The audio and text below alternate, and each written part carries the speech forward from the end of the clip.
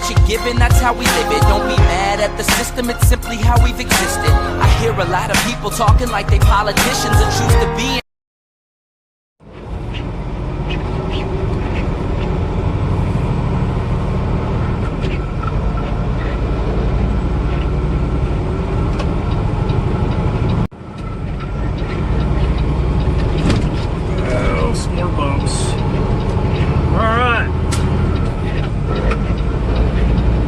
Pulling out of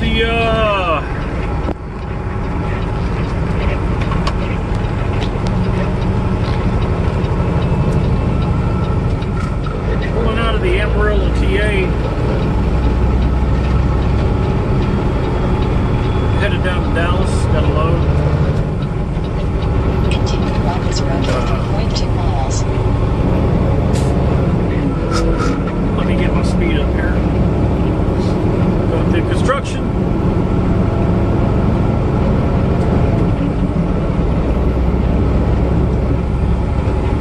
But yeah, I haven't uploaded that other video yet. I just hadn't really had time. I've been at the house for like, 34-hour breaks, and I've just had so much going on, with it being around Christmas, that I just forgot to upload the video. So I apologize for that, but it's no big deal. I'll get it uploaded. I'll try to remember that. I will try to remember that tonight.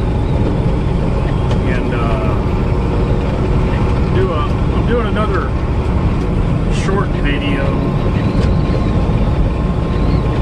And those of you that I see my last couple of videos know that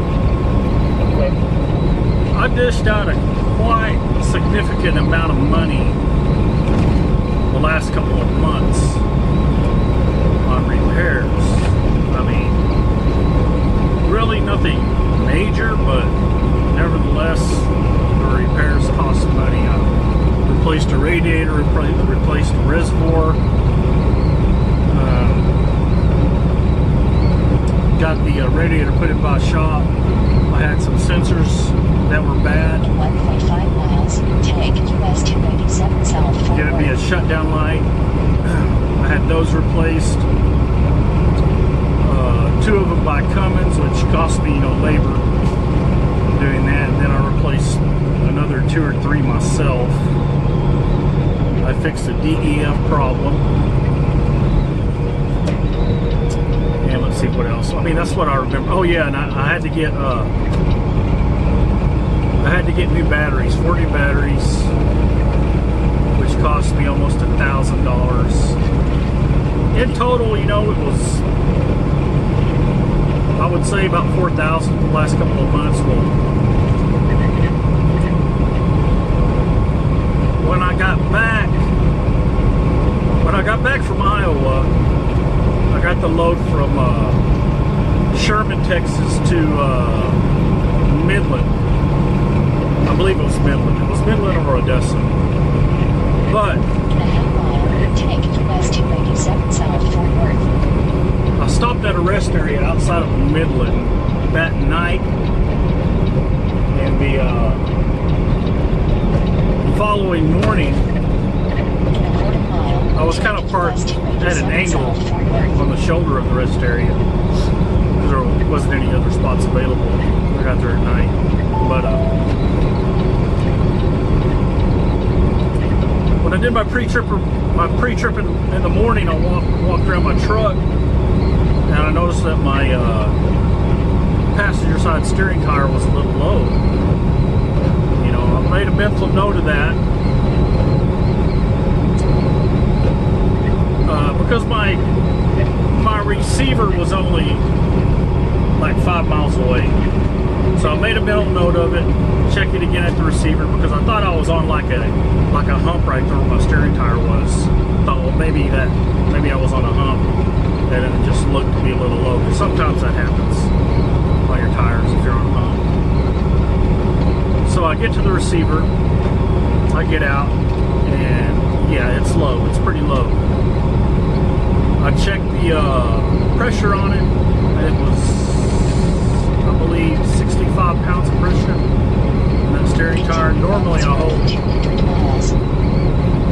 recommended, I think, is 105, and I usually put 115.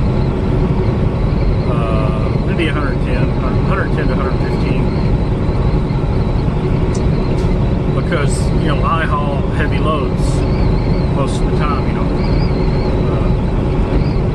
Around 40 to 46. You know, for every load I get. So,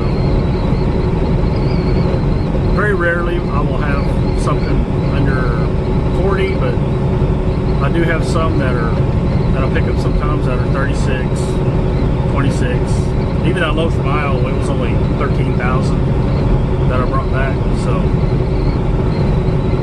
I wasn't too worried about diverting. Is what I was talking about. You know, not taking a toll road, because I knew that I would make money for the I would save on fuel because I had a light load. But back to the point I was getting at is, you know, the tire only had about 65, so I aired it back up. I aired it back up to 105, and I thought, well, we're fixing to unload me, so I'll just wait and see what the pressure is by the time I get unloaded. Well, 20 minutes later, I was unloaded, and I checked the pressure again, and it was down to 85, if I remember right, 80 or 85. So yeah, I had a leak in that tire somewhere. I tried to look to find it, and I didn't find it.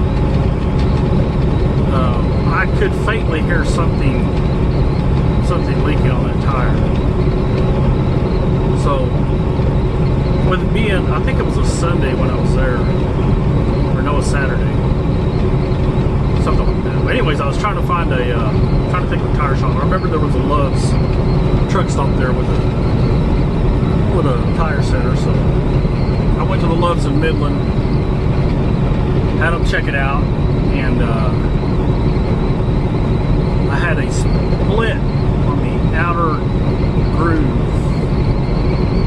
A lot of you guys know that, or some of you may know that, you know, on these truck tires, they make a real thin wall on the outside. It's a little split on the outside, and a lot of drivers like that. Well, in between that split, it created a zipper. You know, I didn't run over anything; it just zippered on me, and was letting out air. So I was saving up to get new drive tires, 4 new ones. So I had to spend some money on getting new steer tires. I got a Bridgestone through the company account. Saved a little bit of money on that, and the good steer tires. I think that came to right at under $1,000 with a discount. Somewhere around there, if I remember right.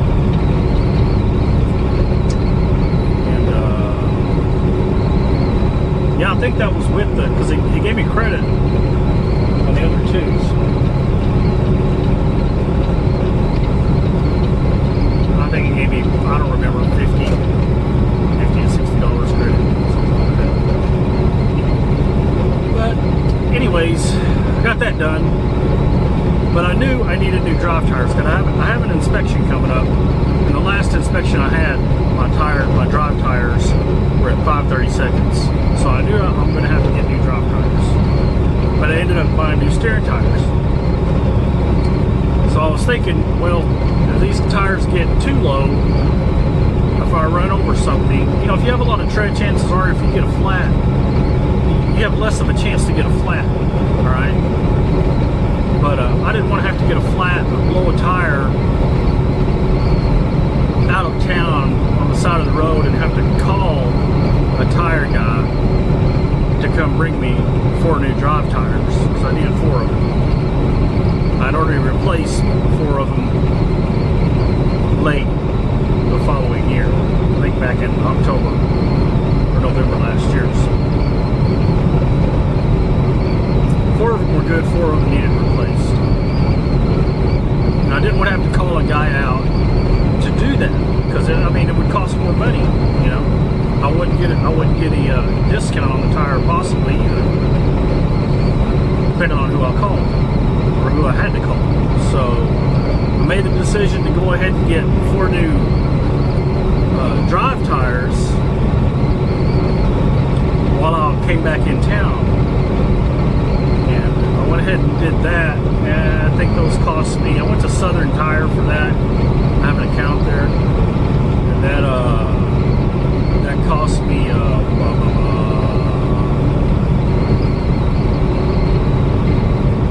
what did that cost me? It cost me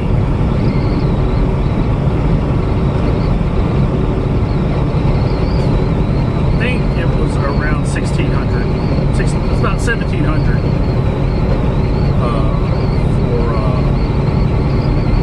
for 4 new drives. Went ahead and got that done. Okay, I'm good on tires. All my tires are good. Really not worried about anything blowing out. You know, they're all virgin tires. No recaps. So good to go on that deal. Truck's running good. No leaks. So now I'm thinking, what can I do to improve my truck? Where am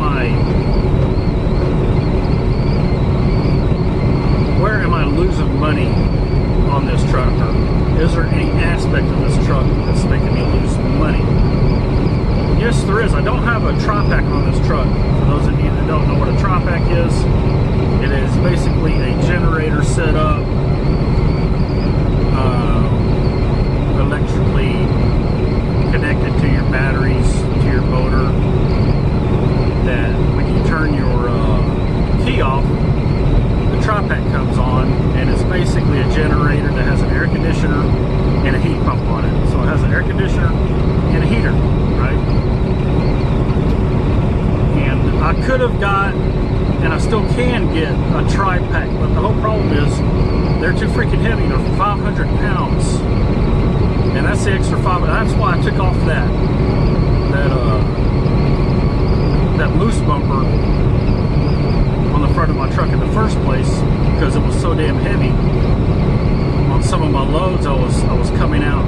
I would have to run with a quarter tank of fuel, which I have 2 150-gallon tanks. I have 300 gallons total on my tanks, but 250-gallon tanks. Those are big tanks, but I have to run with a quarter tank of fuel all the time and have to stop every 250, 300 miles to put fuel in. You know, when you're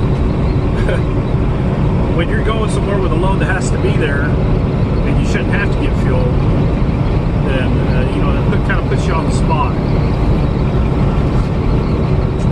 Or if you're going 1,000 miles or over and have to stop every 250 to 300 miles to get fuel, that wastes a lot of time, because it's not about fuel in the car. Sometimes when you go into a truck stop, especially if you want to get a discount on fuel, that'll save you $50 to $100 every time you fuel up. You need to go to the truck stop that offers a discount on your card. And I have a couple of cards that I get discounts on, so I don't want to get fuel just anywhere. Because that saves me. Going to the truck stops that I get discounts on saves me $50 to $100 every time I fuel up. If I'm getting over 100 gallons.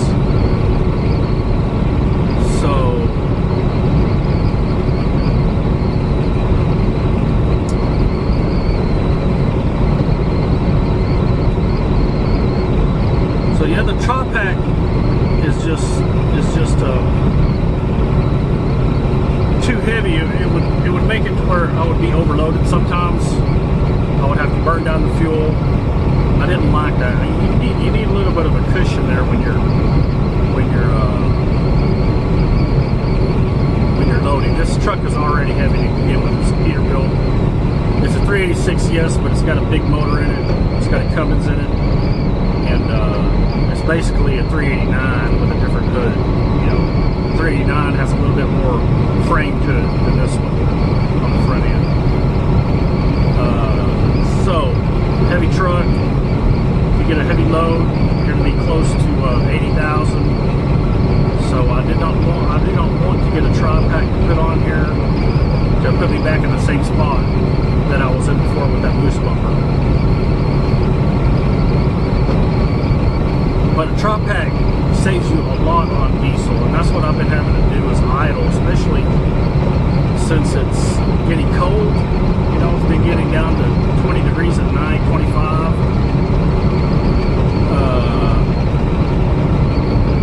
So I've been having to idle.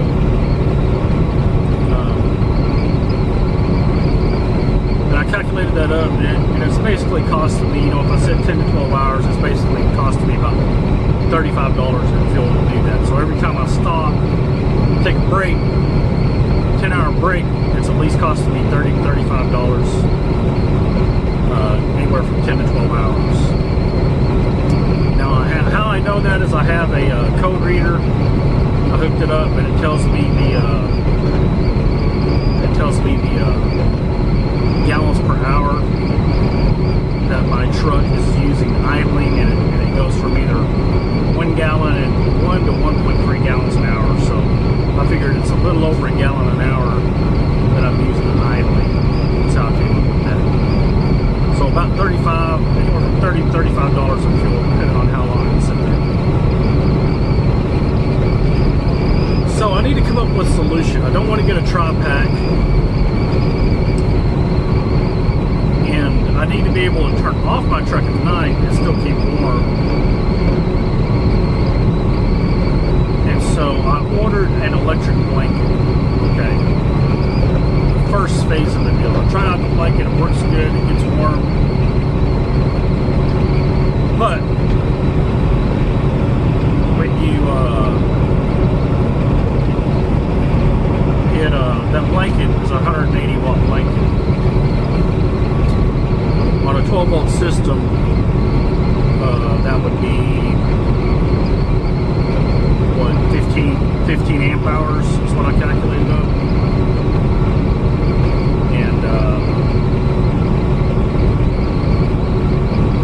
so that's quite a draw on a system, you know, a 12 volt system, 15 amp hours. Of course, I do have an inverter, so that makes it 120 volts. Still, over time, I mean, to actually be able to use the blanket, I have to run the inverter also. So that's a little more amp hours that I'm drawing from the batteries. And I'm afraid if I sleep for a straight 10 hours, I know it won't drain my battery completely, because, you know, that would take anywhere from 40, depending on what volts you're looking at, either 12 to 120 volts, it will take anywhere from 40 to over 200 hours to drain the batteries. But I do not have gel batteries. I don't think I have AMG batteries. I think I have sealed acid batteries, the ones I got from the truck. Now, they're big batteries from 1,000 cold cranking amps each. So I haven't looked at the amp hours the batteries put out, but I know they have to be at least 60 amp hours per battery. So that would make it anywhere from 40 to over 200, depending on what volts you're looking at. I do run an inverter. But having said that, I don't even want, with the type of batteries I have, I don't even want to draw my batteries down to 75%, because that is not good for lead acid batteries, even sealed batteries. I mean, you draw them down to 75%, yes, they will charge back up, but it makes them weaker. That makes them lose lifespan. And so my long-term goal, so I really can't run the blanket with my truck off, hooked to the inverter, because I risk basically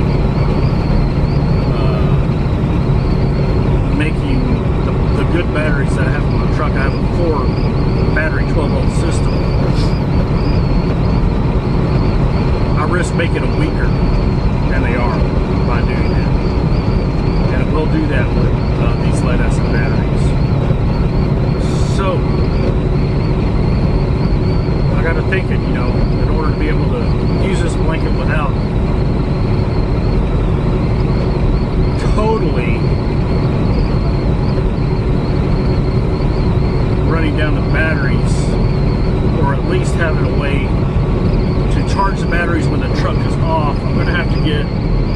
solar panel system installed on my truck. Now, yes, I do need a generator, but I think the more important thing is to have a solar panel system first off. So that's what I think I'm going to be doing here to improve my situation on idling. Is install a system that's going to help keep my batteries charged, so hopefully that, you know, they won't make them as weak. And you know, with the I was looking at a 200 watt system with a speed limit reduced ahead. Charge controller, a fuse block bus, you know, and one that actually a charge controller that lets you read the volts and amps, and also regulates the voltage and the amps going in the batteries. They have some that won't overcharge them and corrects the amperage that's going to the batteries. So I think I'm going to go with that system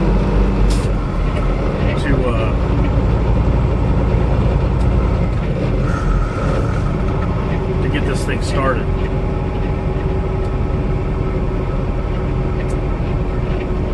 And that's probably going to be my next project on this truck. Now, I do want to, I do have some additions I want to do to this truck, because Peterbilts aren't known for their storage or convenience. I don't know why they make this truck one cup holder, you know. I do have like a mobile cup holder in the middle here, but it's still kind of, I don't really like it. I mean, it serves its purpose now, but it slides around or whatnot. It's a cheap plastic thing, so I really don't want to make it a permanent fixture in this truck. Ahead. And I also need more storage in the back. I do have two closets, and the storage bins on the sides, but and storage under the bed. But you know, all that's taken up by my clothes and other stuff I need. You know, utensils, trash bag stuff. You know.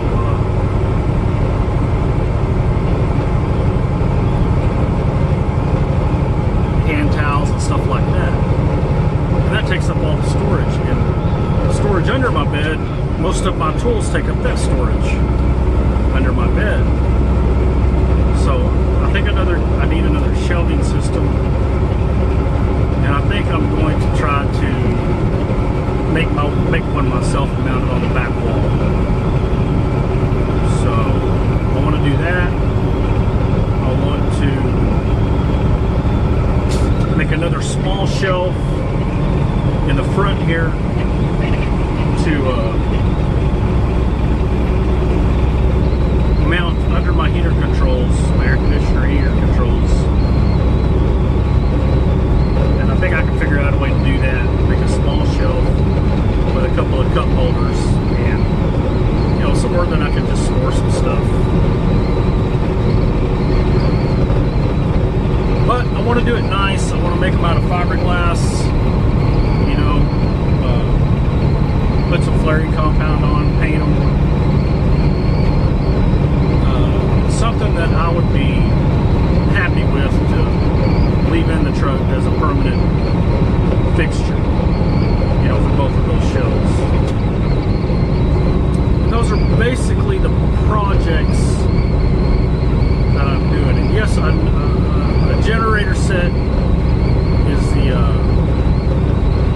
is on the list too, but I think the solar panels and the extra storage is paramount in my case to that right now.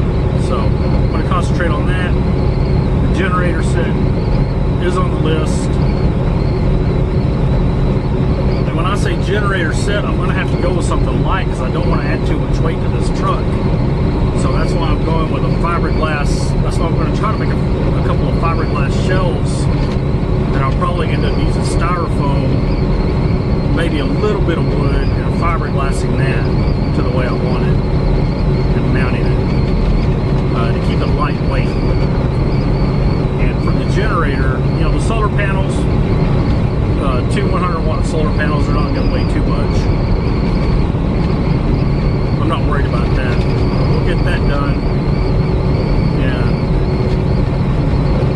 think about the generator. So I'm gonna have to get a light generator. So it's probably gonna be something like a Honda 2000 watt.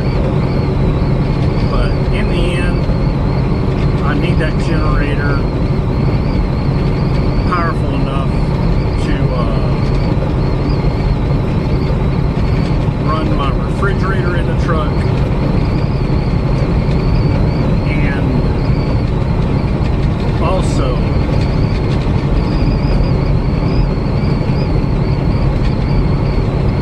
keep my batteries charged. Oh, and also run an air conditioning and heater system. And I've looked into some options for the Tropac system, and there is some RV air conditioners with heat pumps that I can get, and there are some smaller home air conditioners, not window units, but actually, you know, the heat pump with a system that you can put in. So those are the two things I'm looking at. I have to find out the weight on those two systems that I'm looking at. Because if it's anywhere close to the Tropac, I don't think they are. I think they're. I don't think they come anywhere close to the Tropac system. So that'll be good. But yeah, I need to look at the weight on that. But these are some of the projects I want to do to improve the efficiency where I'm not, because, you know, when you're stopping, you know, every day and have to take a 10-12 hour break, you know, you're basically spending, if you're doing that every day, you're basically spending $35 a day on fuel that you don't need to be spending. That, my friend, adds up. And I think these systems will pay for themselves in the long run. I know they will. I've already done the math. It's not going to take long. But the Tropac system, it's too heavy. It may get me in trouble with the weight. And also, I don't think, if I had a brand new truck, I would probably get a Tropac system. I wouldn't get a heavy truck. I would get something like a ProStar or a Freightliner with a Cummins and put a Tropac system on it. That way I know the truck was light enough to handle the weight. And if it was a new truck, over the, 4-year period or so, to pay the truck off, the system would pay for itself. You put a Tropac system on a used truck and you're not making any money by the time you pay it off. You're actually spending more money on the system than you are with idling on your fuel costs, because those systems run, you know, $7,000 to install. And I don't know if that includes installation. That just may be the cost of it. But I know they're around $7,000. And yeah, I could get a used one for cheaper, but I don't want to deal with the weight. And you know, used is used. You get what you pay for, right?